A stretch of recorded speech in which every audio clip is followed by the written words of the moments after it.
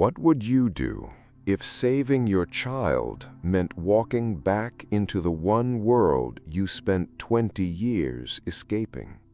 What if the only man who could save him was the same mafia boss you once rejected? In a penthouse high above Seoul, Emanuela Washington stood with a sealed document in her hand. By morning, her son could disappear. By midnight, the most feared man in Seoul would have to choose between the empire he built with his bare hands and the only woman who ever said no to him. She does not look frightened. That is the first thing you notice. She looks like a woman who has stood in terrible rooms before and refused to be diminished by a single one of them. Her name is Emanuela Washington, born and raised in Springfield, Missouri, the only woman who ever said no to Jae-won-oh. She said it 20 years ago. She said it clearly, firmly, with every piece of herself intact. And then she walked away. Now she's back, not by accident, not by force, by choice. And the sealed document in her hand is proof that coming back may have been the most dangerous decision she has ever made. What happened between them 20 years ago and what is unfolding in this penthouse tonight will change everything you think you already know about these two people. His name is Jae-won-oh, 56 years old, silver at the temples, quiet in a way that most powerful men never learn to be. There is a particular kind of man who announces himself by walking into a room loudly. Jae-won-oh is not that man.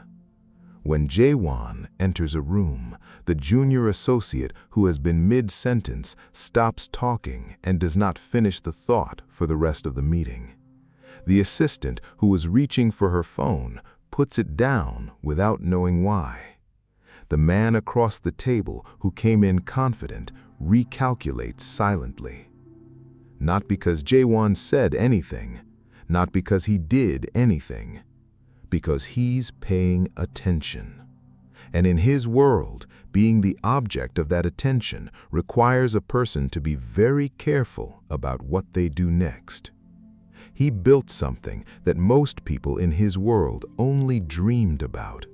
He built it starting from nothing, from a place where nothing was handed to him, from a world that looked at a young Korean man with no connections, no inherited wealth, no institutional backing, and told him clearly and repeatedly that men like him were not supposed to rise.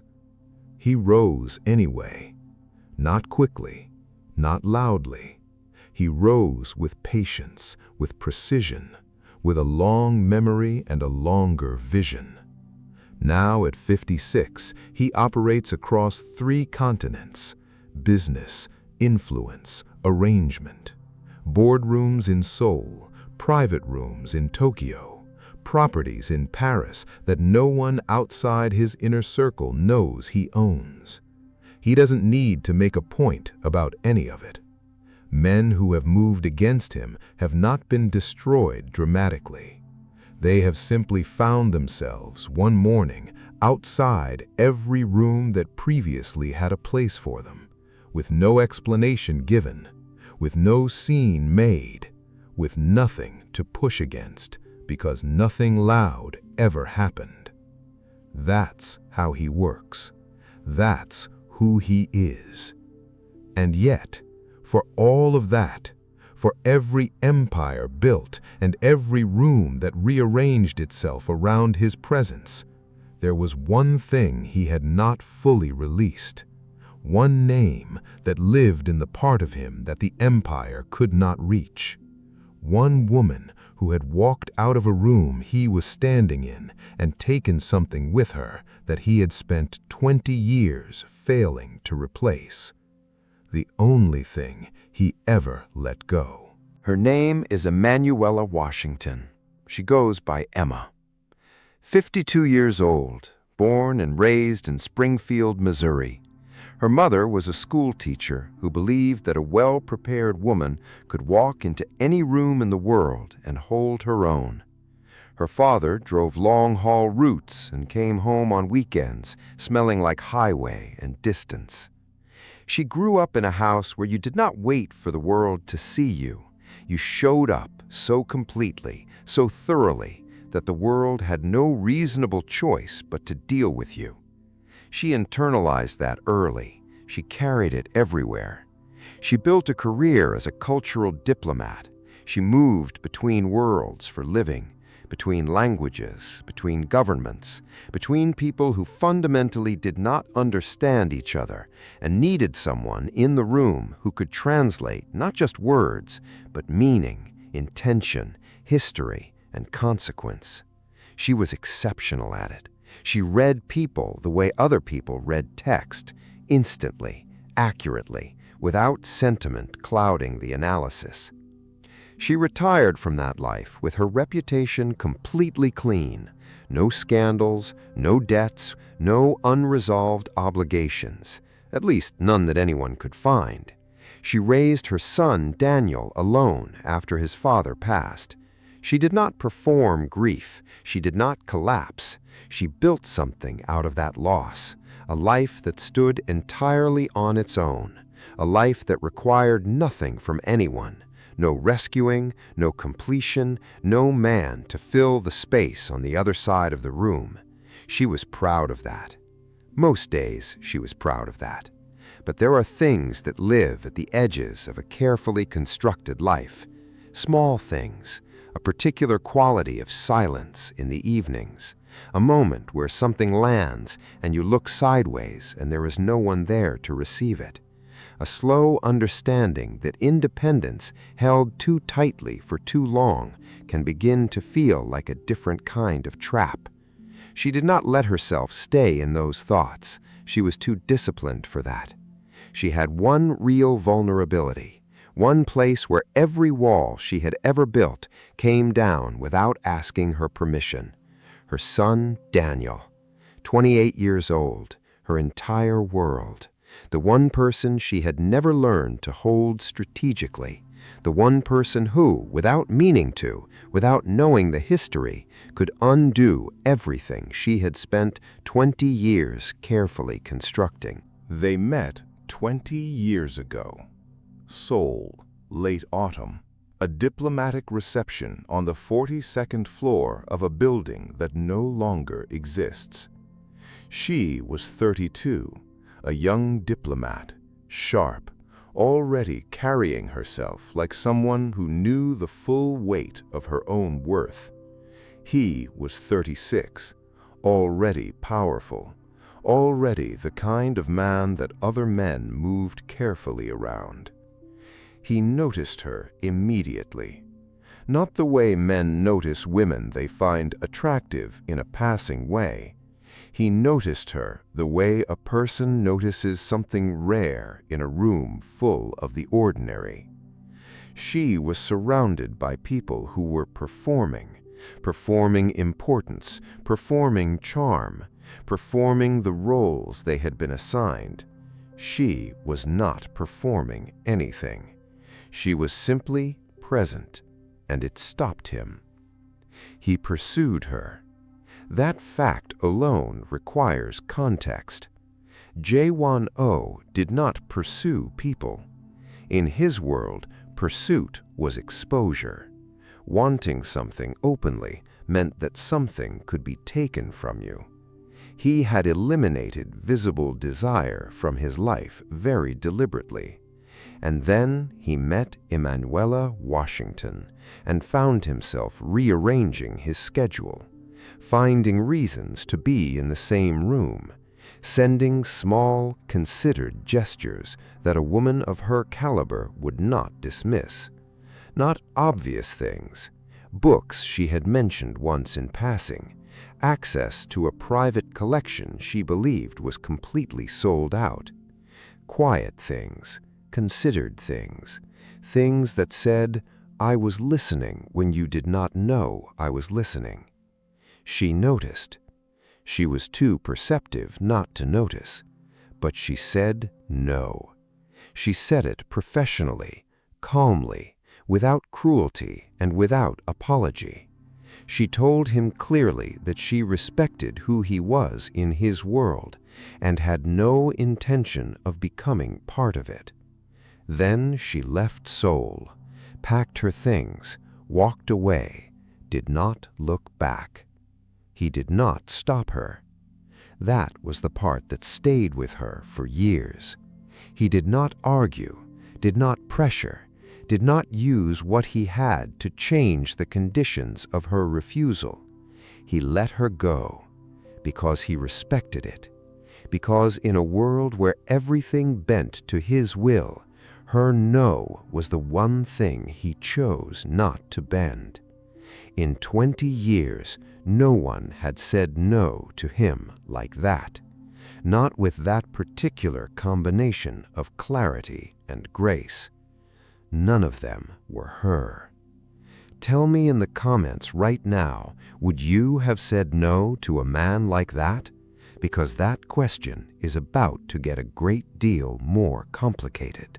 Before we go any further, you need to know about one more person. Because no story of power operates in a vacuum. And Jae-won-oh had not built an empire across 3 continents without accumulating people who wanted to see every piece of it destroyed.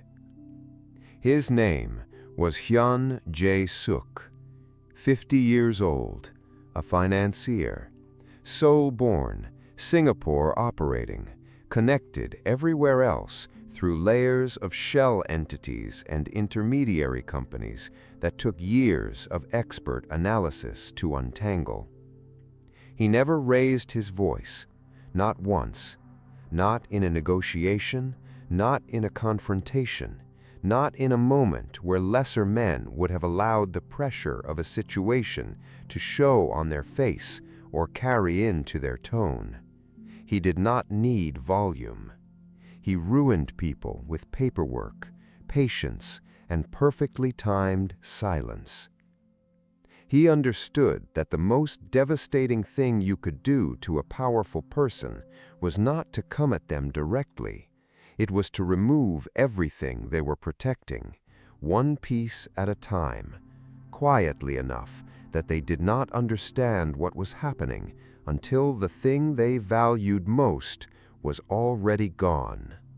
That was his philosophy. Not destruction for its own sake, removal. The careful, methodical removal of everything a man had organized his life around, until the man himself had nothing left to stand on. He and Jae-won-oh had a history that neither of them discussed. Years earlier, Hyun had attempted to move against Jae-won's empire through a constructed financial arrangement. He had used forged connections, manufactured a paper trail, implicated names that had no business being in the situation. Jae-won had survived it. He had identified the source with the precision of a man who had spent his entire adult life understanding how power moves when no one is watching. And he had responded quietly, completely, without announcement. Hyun had lost significant ground in that exchange. His access to certain rooms in Seoul was permanently closed. His position had contracted in ways that cost him years of rebuilt momentum. He had spent the time since waiting, watching, saying nothing, showing nothing, simply building the next arrangement with the long, cold patience of a man who understood that the best outcomes were not the ones that arrived quickly. They were the ones that arrived inevitably. And then, going through the long threads of people connected to Jae-won's pollinated past, Hyun found something that stopped him completely. A young man in Springfield, Missouri, Daniel Washington, 28 years old, international trade consultant, the son of Emanuela Washington, the one name buried in the oldest files connected to Jaewon's unspoken history. Hyun understood immediately what he had found, not just a target, a mechanism. He built the Singapore Shell Company with meticulous care, clean documentation, a convincing portfolio, the kind of presentation designed to attract exactly the kind of ambitious young consultant who was good at his work but did not yet have the years to see through a perfectly constructed surface. He aimed it directly at Daniel Washington, and then he sat back, said nothing, and waited.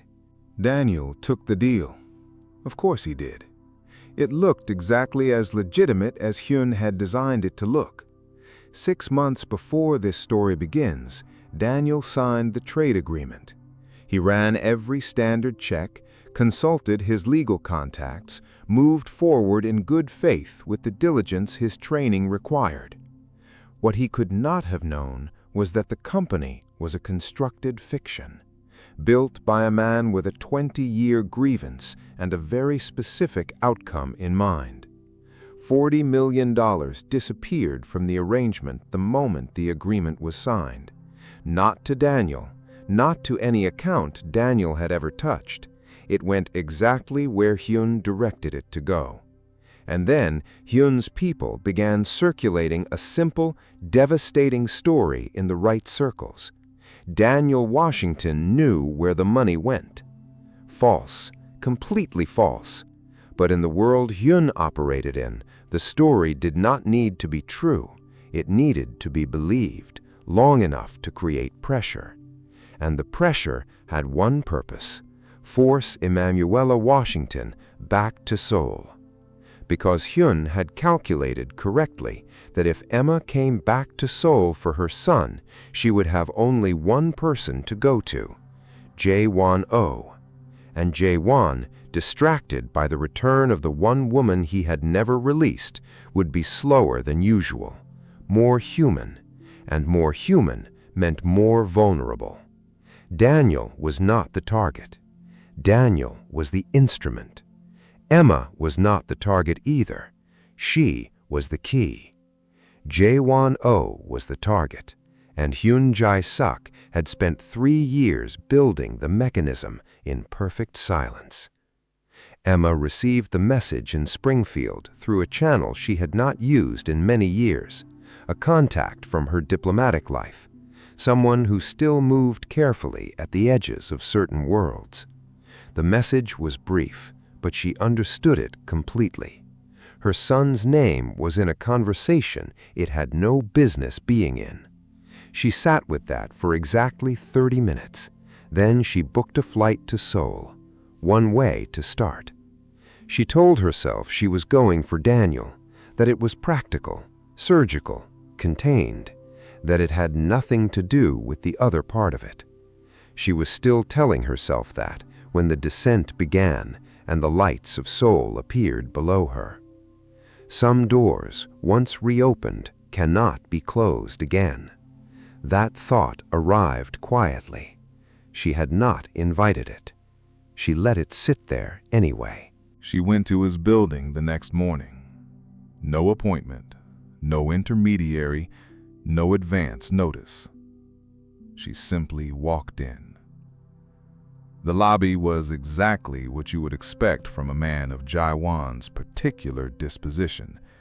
Nothing unnecessary, nothing decorative, every surface chosen to communicate only one thing: that whoever occupied this space had nothing left to prove. A man stopped her before she reached the elevators, broad-shouldered, trained, calm, the kind of stillness that is built rather than born. She would learn later that his name was Min Jun. He told her she could not be in the building without an appointment. She looked at him, not through him, not past him, directly at him. She said, "Tell him Emanuela Washington is downstairs. He will make time." Minjun held her gaze for a moment. She could see him calculating. Then he made the call. There was a pause on the other end. Not confusion, not hesitation. A particular quality of silence that happens when information arrives that someone was not prepared to receive. 3 seconds. Then, "Send her up." The elevator was quiet. She stood in it alone, and for the first time since landing in Seoul, she felt something move through the composure. Not fear, not regret, something more subtle than either.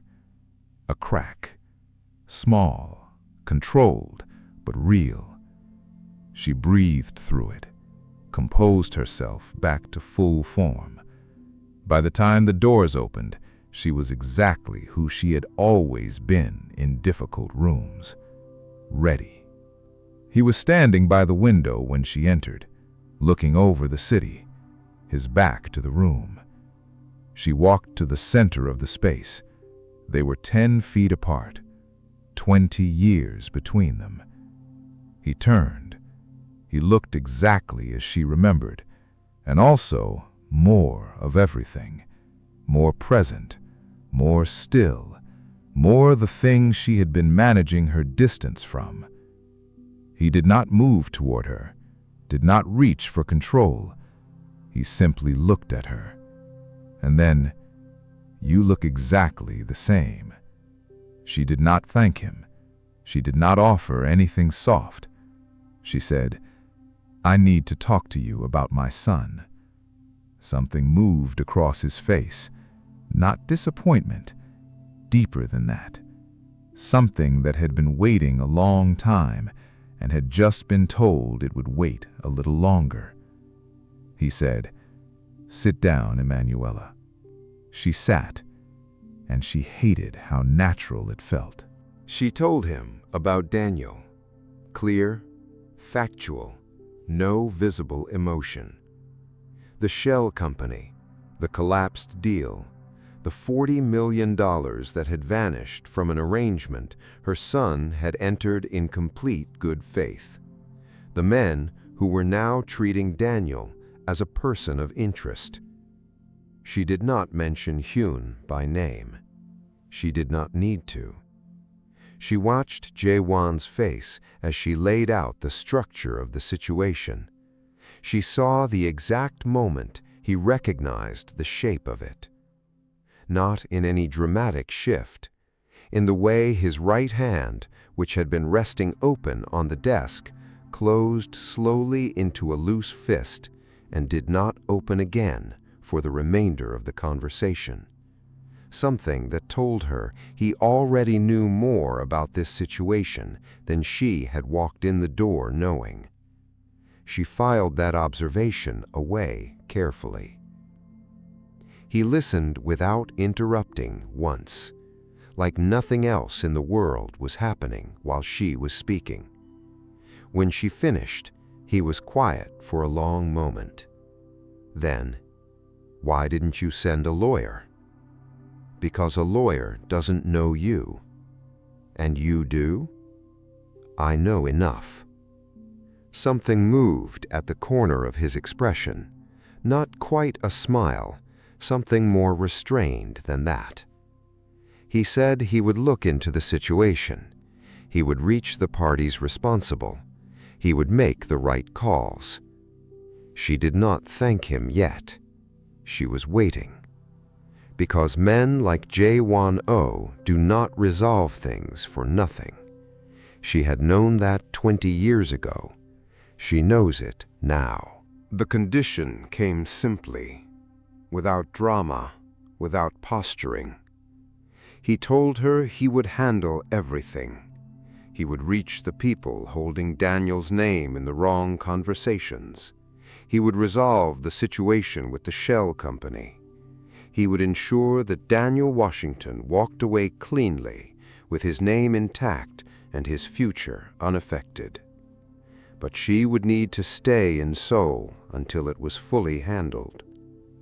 She looked at him. That could take weeks. Yes, he said. Nothing else. No explanation of why her physical presence was a requirement. No apology for the inconvenience. No acknowledgement that she had a life in Springfield that did not pause because he had decided it should. Just yes. She sat with it. She turned the condition over the way she turned everything over, looking for the mechanism, the angle, the thing underneath the thing. She had been in enough rooms with enough powerful men to know when a condition was designed to diminish. This was not that. She could feel the difference. And the fact that it was not a trap made it significantly harder to refuse, because a trap she could walk away from cleanly. A genuine condition from a man who was simply asking her to remain in reach until her son was safe. That required a different kind of answer. She said, "Fine." One word. He nodded once. And she did not examine any further than was useful what it meant that some part of her had already answered that question before he finished asking it. That afternoon, she began reviewing the shell company documents herself. She had been a diplomat long enough to know that understanding the structure of a problem was always more useful than waiting to be told what it meant. She went through the filings the way she went through everything, systematically, without rushing. And at a certain point, buried inside the layered ownership structure of the Singapore entity, she came across a particular configuration, the way the accounts were numbered, the way the subsidiary designations were formatted. Something in the filing architecture felt familiar to her. Not recognizable, not something she could name or trace, just familiar. The way a road feels familiar when you cannot remember having driven it, but your hands already know the turns. She stayed with it for a moment, then she moved on. There was too much to get through, and the feeling was too vague to pursue right now. She told herself she would come back to it. She moved on. But it stayed with her, quietly, at the edge of everything else, the way unresolved recognitions always do. In a private office in Singapore, a phone rang once. Hyun Jae-suk answered it on the second ring. He was sitting at a desk with nothing on it except a single folder and a glass of water. He listened. He did not speak for a long moment. Then he said, "She is already in the building?" He listened again. He set the phone down without ending the call. He picked up the glass of water and held it. He did not drink from it. He simply held it. And on his face, in the particular stillness that was the closest thing he had to an expression, there was something that a person watching very carefully might identify as satisfaction. Not excitement, not triumph, satisfaction. The quiet, cold satisfaction of a man who has been waiting 3 years for a specific sequence of events to begin, and who has just been told that the sequence has started. He believed that people revealed their true architecture only when something they loved was placed in danger. Not what they said they valued, not what they performed for the world, what they actually moved toward when the pressure came. That was the real person, and the real person was always more useful than the version they showed in ordinary circumstances. He picked the phone back up. He said, without raising his voice even slightly, "Tell me when the son arrives." Then he set the phone down again. He opened the folder on the desk. Inside were 2 photographs, a woman and a young man. He looked at them for a moment. Then he closed the folder. He reached for a pen, and in the margin of a document sitting to his right, he wrote 2 words in careful, unhurried script. Not loudly, not with any ceremony, the way a man writes something he has been waiting too long to write. The audience could not yet read what those 2 words were. They would. Before this story was finished, they would read them, and they would understand exactly what kind of man writes a person's name the way Hyun Jae-suk wrote it, not as a target, as a piece, as something to be used and then moved on a board that only he could fully see. She was staying at a hotel 3 streets from his building. Understated, private, the kind of place diplomatic contacts used when they needed somewhere clean and unobtrusive. She returned to her room on the 3rd evening. Her mind was still organizing the details from the day as she walked down the corridor toward her door. She reached it. She stopped. The door was not fully closed. She had locked it herself before she left. She was certain of that. She stood in the corridor for a moment. She was too experienced, too practiced in reading situations for what they were, to dismiss what she was seeing. She pushed the door open.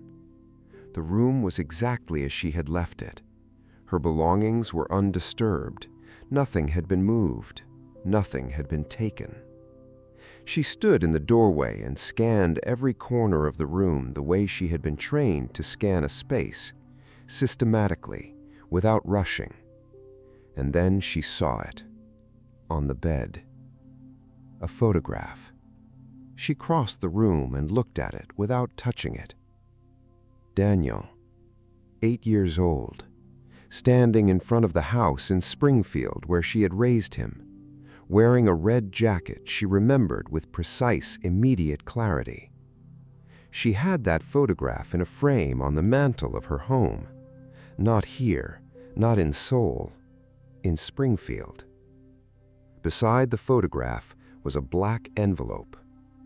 She did not open it immediately. She stood there and breathed through the thing moving through her chest. Not panic, something colder than panic.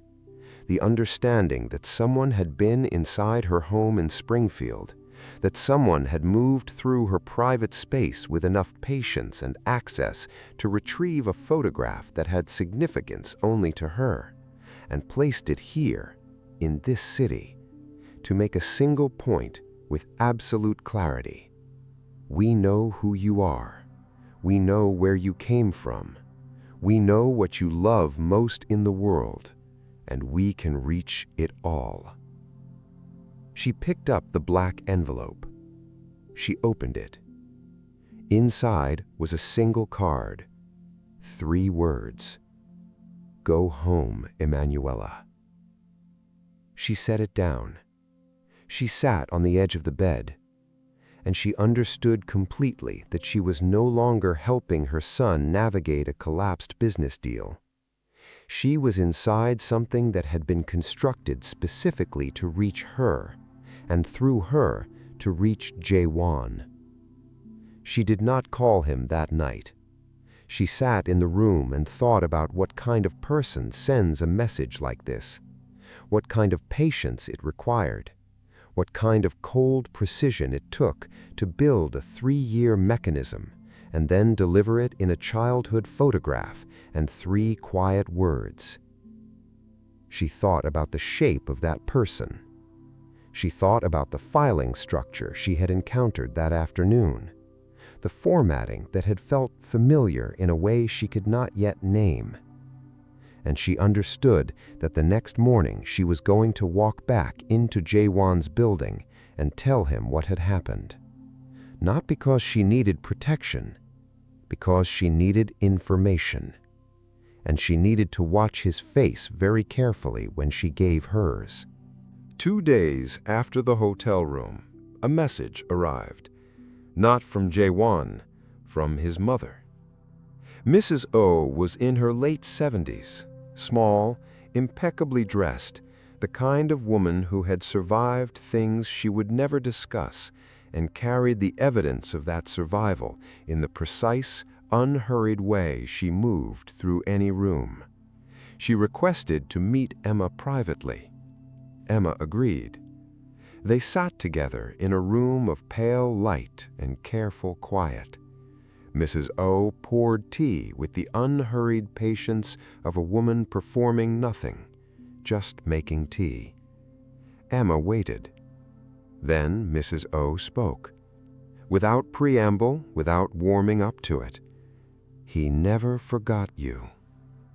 Emma set her cup down carefully. "With respect, that is not why I am here."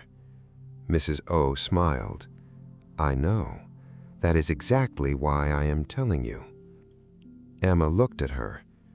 Mrs. O continued. She said that in all her years of watching her son navigate the world he had built, she had never seen him be careful with anyone the way she had been careful with Emanuela Washington. Not protective, not possessive, careful. The way a person is careful with something they do not want to damage. She had watched him walk into every room as if he had already mapped every exit. She had watched the people around him learn to read his silences the way sailors read weather. And she had watched him, in the hours he did not know anyone was observing, carry something he had not been able to set down. Emma listened. She did not reach for the polite deflections that would have been easy to find, because Mrs. O was not performing sentiment. She was stating what she had observed over 20 years with complete accuracy. And Emma, who had spent her career reading the difference between truth and performance, knew exactly which one was sitting across from her. She left that meeting carrying more than she walked into. She did not yet know what to do with the extra weight. Stay with us, because what develops between these two over the days ahead is going to move something in you. We are nowhere near done. On the 4th day in Seoul, he took her somewhere without explaining where they were going. A part of the city that had nothing to do with business, an older neighborhood, quieter, the kind of street that has been there long enough to have stopped trying to be anything other than what it is. They were walking when it happened. An older woman passing the opposite direction looked at the two of them and smiled. She said something in Korean to Jae-won. Emma did not catch all of it, but she caught enough. The woman had assumed they were together, a couple out in the afternoon, in the way that people who belong to each other move through a city. Jae-won said nothing to correct her. The woman continued on her way, and they kept walking. 1 full block. Neither of them said anything. At the end of the block, Emma said without looking at him, "She thought we were together." He said, "I know." She said, "You didn't correct her." He said, "No." She looked at him then. He looked back. And in the space between what was said and what was not said, the audience understood something that 3 paragraphs of narration could not have delivered. Min-jun found her alone later that afternoon. His manner was careful. His voice was low. He said he thought she should know something. She waited. He told her that the last woman who had gotten close to Jae-won in any real sense eventually had been asked to leave the country, quietly, cleanly, without a scene, but asked, clearly, to leave. Emma held his gaze. "I was not asked, I left on my own." Min-jun paused. "I know. That is why I am warning you, not threatening you." She understood the distinction. He was not enforcing anything. He was a man who had watched his employer eat his meals alone for 20 years, cancel plans he looked forward to because the work required it, sit at the head of tables full of people and make every person there feel seen while being seen by no one himself. A man who had watched all of that and did not know what to do with the possibility that it might be about to change. She thanked him. She returned to her room. She sat in the quiet of it, and for the first time since landing in Seoul, she let herself feel what she had been managing. She was afraid. Not of Jae-won. She had never been afraid of him. She was afraid of herself. Afraid of the version of herself that had walked one full city block in silence and had not corrected the assumption of a stranger. That was the fear, not the man, the possibility of what she might choose if she stopped being careful about it.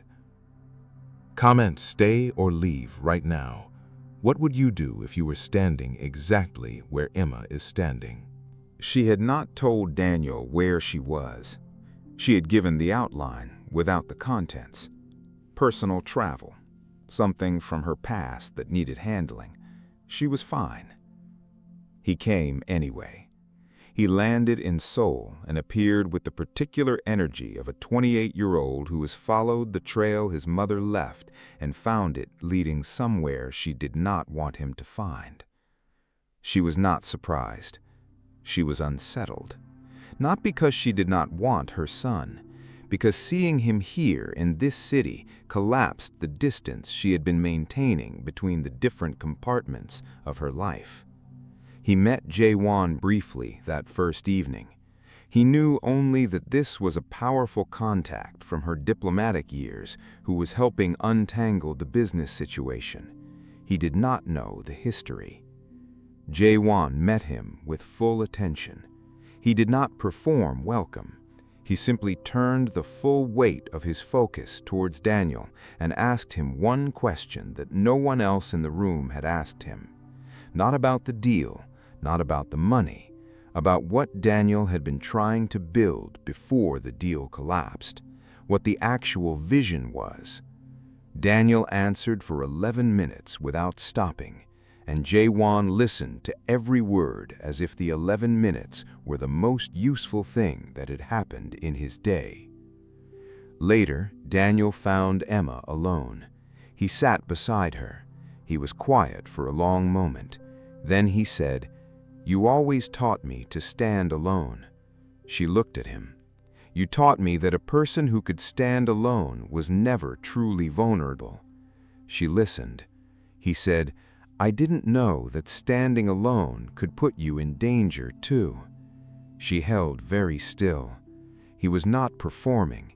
He was sitting beside his mother in a city far from the one they came from, telling her the truth that had been building in him since he arrived. That he had not followed her trail just because he was worried, but because he understood for the first time in his adult life that the independence she had modeled for him his entire life had a cost she had never let him see, and that cost was standing in front of him now in the shape of a situation she had walked back into alone. For him.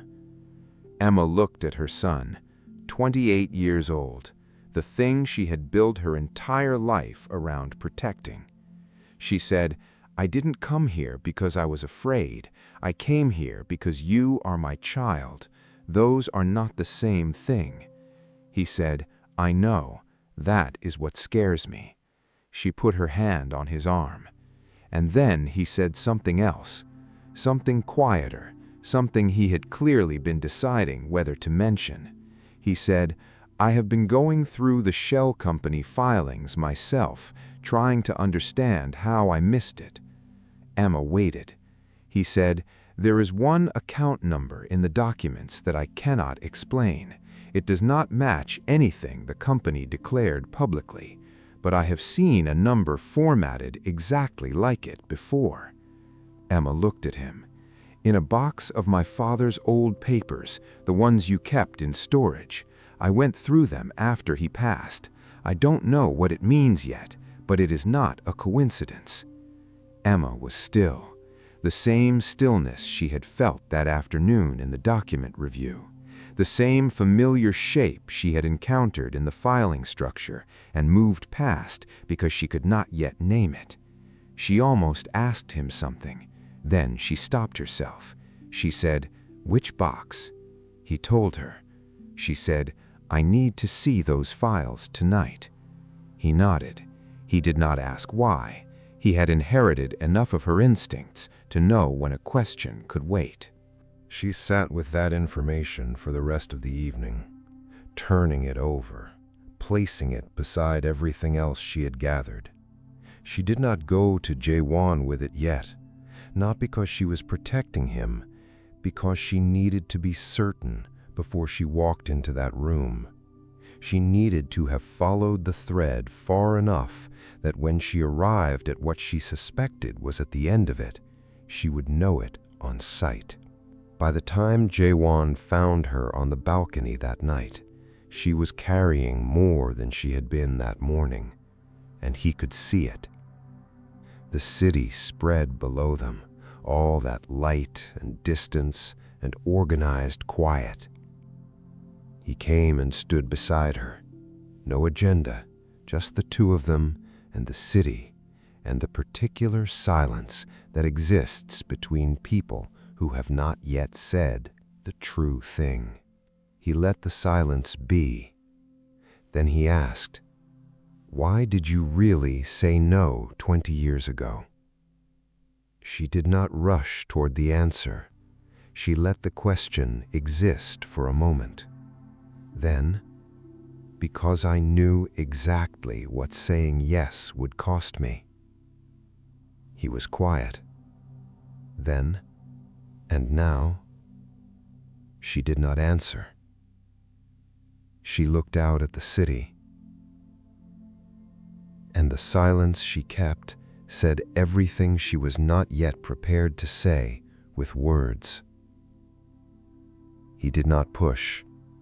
He did not interpret her silence or fill it with something easier. He simply stood there with her, inside it. It was the thing about him she had never been able to adequately file away in 20 years of trying. She sat down with the documents that night. Daniel had pulled the account reference from his files. She placed it beside the shell company filings she had been reviewing. She followed the thread the way she always followed things, all the way back. And there it was, the same account formatting, the same subsidiary designation structure, the thing that had felt familiar at minute 25 and refused to leave her. She followed it further. The shell company's origins traced through a chain of entities to a financial arrangement from years earlier, an arrangement connected to her late husband's work. Not as something corrupt. Her husband had been an honest man, but he had signed documents as a third-party facilitator in the early years of his career, before he fully understood whose interests some of those arrangements were serving. Those documents had been used years later to move against Jae-won's empire. Her husband's signature, his name, used as part of the mechanism. She sat down with the documents that night. Daniel had pulled the account reference from his files. She placed it beside the shell company filings she had been reviewing. She followed the thread the way she always followed things, all the way back. And there it was, the same account formatting, the same subsidiary designation structure, the thing that had felt familiar at minute 25 and refused to leave her. She followed it further. The shell company's origins traced through a chain of entities to a financial arrangement from years earlier, an arrangement connected to her late husband's work. Not as something corrupt. Her husband had been an honest man, but he had signed documents as a third-party facilitator in the early years of his career, before he fully understood whose interests some of those arrangements were serving. Those documents had been used years later to move against Jae-won's empire. Her husband's signature, his name, used as part of the mechanism of a betrayal that nearly destroyed everything Jae-won had built. Jae-won had survived it, but he had traced it back. He had found the name Washington at the edge of the situation, and he had found Daniel. And here was the part that changed everything. He had not used it. He had done the opposite. For years, quietly, without announcement and without any expectation of return, Jae-won-oh had been watching out for Daniel Washington, because Daniel was the son of a man whose name had been used without his knowledge to try to destroy him, and because Daniel was the son of the only woman Jae-won had never fully let go of. He had been protecting him, silently, from a distance, for years. And now, Daniel had walked directly into the mechanism Hyun had built to reach Jae-won through the people around him. Emma went to find him. She arrived with controlled fury, the kind that is more devastating than anything loud. She said, "You knew who Daniel was before I ever walked through that door." He did not deny it. Yes. Then everything, the condition, the weeks, all of it, he said, was real. Everything was real. She stood inside that. She had not prepared herself for a man looking her directly and saying simply, "Yes, I knew, and everything I did anyway was real." That was the harder thing to hold. She withdrew. Not loudly. Completely. She built the walls back to full height in less than a day. She booked a return flight. She told Daniel they were leaving. He did not argue. Jae-won did not stop her. He did not call. He did not send Min-jun. He did not arrange anything to make leaving inconvenient. He stepped back, again, the same way he had stepped back 20 years ago. Without argument, without pressure. She sat at the airport. She watched the gate. She heard the boarding call. She did not move. She sat there and thought what it meant that a man who had once pursued her had never chased her. Not then, not now. He had simply been present, fully, completely present. And then, when she needed to leave, he had stepped aside and let her. A man who chases you can be outrun. A man who simply lets you go every single time and stands back and lets the choice be entirely yours. That was the impossible thing. You cannot outrun a man who is not running after you. And sitting in that airport seat, with the boarding call sounding for a second time, she understood something she had been avoiding for 20 years. The independence she had built her entire identity around. The life that required nothing from anyone. The walls she had maintained with such discipline and such pride. She had told herself for 20 years that they were strength. Sitting in that seat, missing that flight, she understood for the first time that somewhere along the way, they had become the thing standing between her and the life she actually wanted. And the woman who had always known exactly what she was choosing finally admitted in the quiet of a Seoul airport that she had been choosing wrong. The boarding call came a third time. She did not move. She went back to the penthouse. No call ahead, no intermediary. She appeared at the building the same way she had the first time, but entirely differently.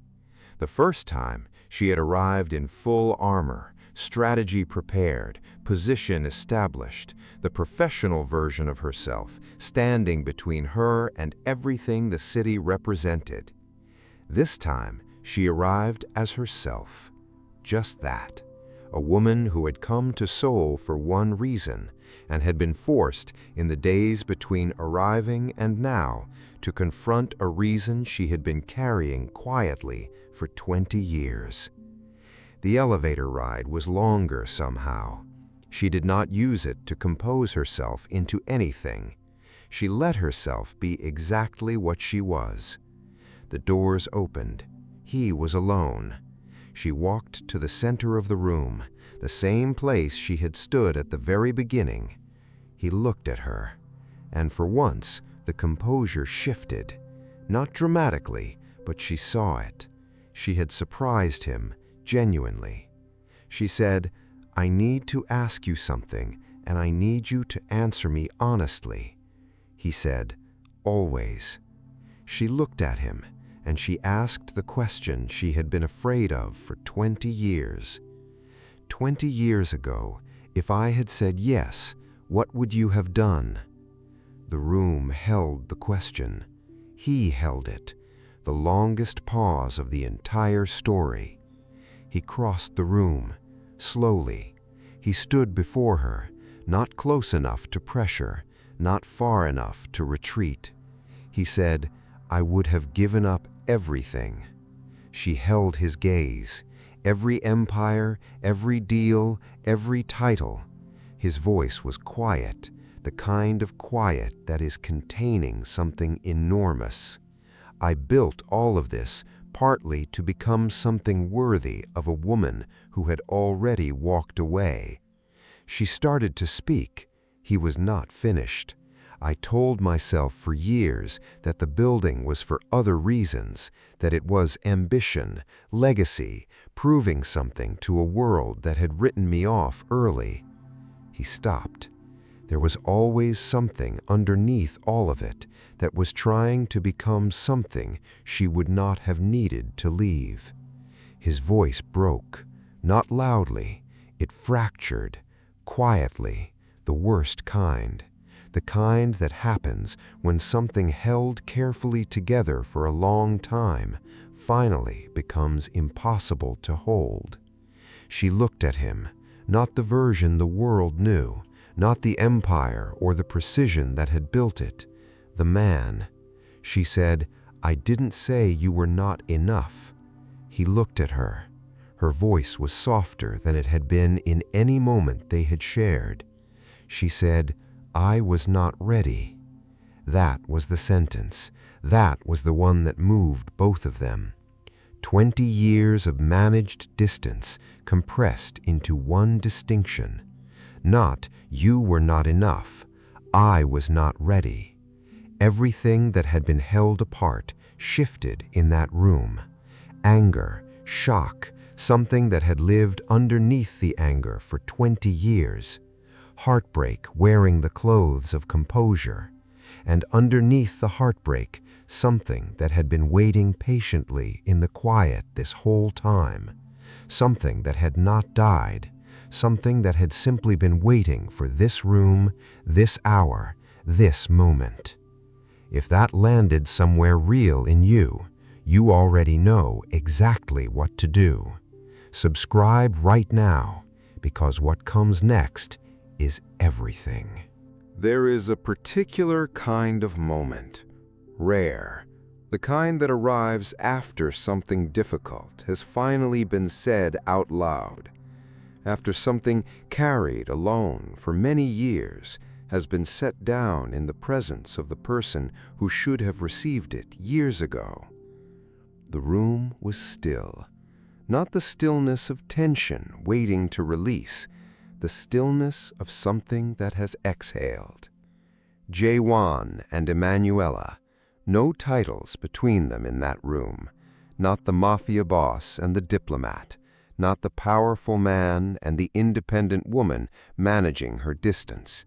Just two people who had carried the same thing in opposite directions for 20 years and had finally arrived at the same place. Daniel met Mrs. O that evening. Something warm passed between them without requiring explanation. The easy recognition of people who love the same person and understand that the other person's presence is not a threat to anything. The world felt still. For exactly one moment, everything that had been in motion stopped, and the viewer exhaled, finally. Min-jun entered quietly, the way he always moved, with intention and without noise. He crossed the room and handed Jae-won a single document. Emma watched. She could not see what it contained. She could only see his face, and Jae-won-oh's face did not change. This was a man who had learned over decades to receive difficult information the way a surgeon receives a difficult diagnosis, without flinching, without editorializing, with the full understanding that the moment of receiving was not the moment for reaction. His face did not change, but his jaw tightened, a movement so small that most people in the room would not have caught it. She caught it. She had been watching that face for weeks. He folded the document, with the particular care applied to things that carry weight. He slid it into his jacket. Emma said, "What was that?" He looked at her. Something new in his eyes. Not danger, something more complicated than danger, something that involved her directly. She could feel it in the precise way he was holding her gaze while deciding how much to say. She said his name, not a question, not a demand, just his name, the way you say someone's name when you need them to understand that you are paying full attention. He turned away. He looked out over Seoul. He said, "Get some rest, Emanuela." She stood there, looking at the lines of his back, at the city behind the glass. She thought about the black envelope in the hotel room, about the photograph of Daniel at 8 years old, placed on her bed in a city far from home, about the 3 words on the card inside it. And Hyun Jae-suk, sitting in a Singapore office, holding a glass of water he did not drink from, writing 2 words in the margin of a document in careful, unhurried script. She crossed to Jae-won. She said his name again. This time it was not composed. He turned. She said, "Show me what was in that document." He looked at her for a long moment. Then he reached into his jacket. He unfolded the document. He held it so she could read it. Inside were 2 names, Daniel Washington, Emanuela Washington, and beside both names, written in red ink in the precise, unhurried hand of a man who had spent 3 years building toward this single moment. 1 word, leverage. She stood there. She read it twice. Then she looked up at Jae-won. He was watching her face. She said, "How long have you known?"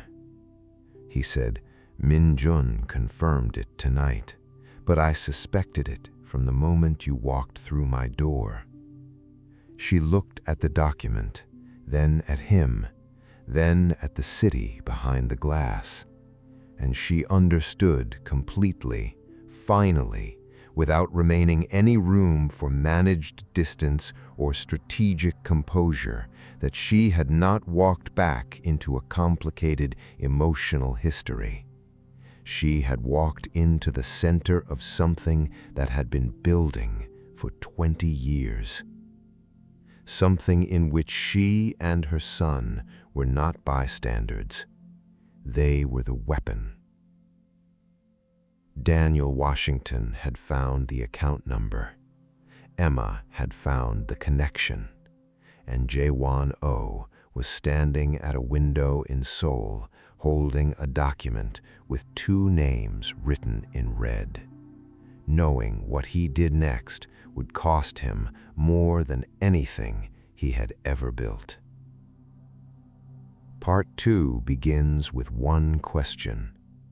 What does a mafia boss sacrifice when the only woman he ever loved becomes his weakness? Subscribe, hit the bell, because the answer will cost everyone in this story something they cannot get back.